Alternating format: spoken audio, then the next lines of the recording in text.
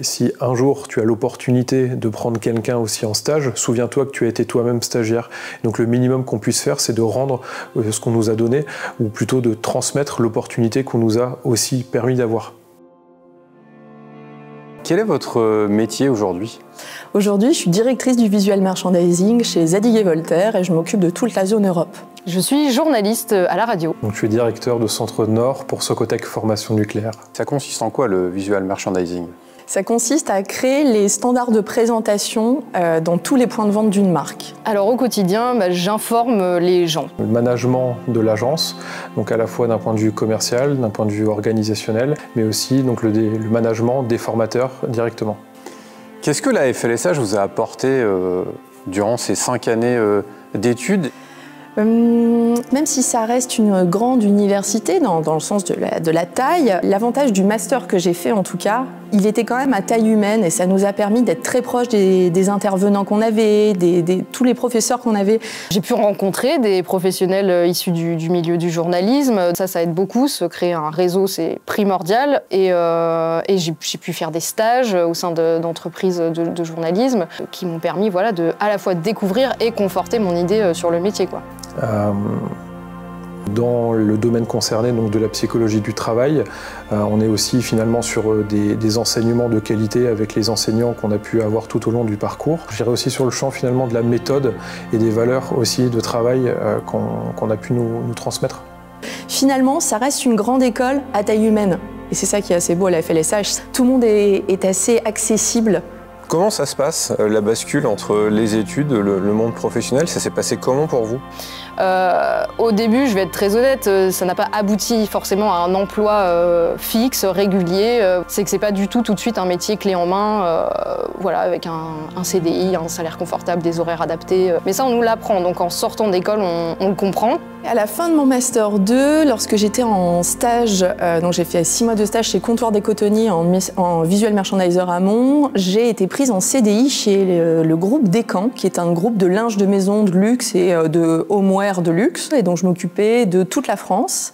J'ai fait ça pendant environ 2 ans. Et évolution interne, j'ai eu l'opportunité de récupérer la direction de tout le visual merchandising chez Descamps et la coordination des travaux.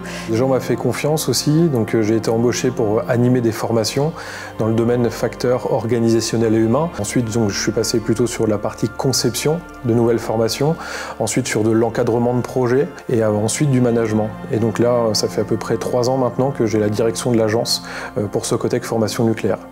Pendant 4 ans, en réalité, chez Descamps, j'ai eu la chance donc, de m'occuper de l'identité visuelle des points de vente. Et c'est ensuite que je suis rentrée chez Zadig & Voltaire en tant pareil que visual merchandiser à la base de la Suisse et de la rive gauche parisienne. Et puis, au bout d'1 an et demi, je suis passée directrice visual merchandising Europe.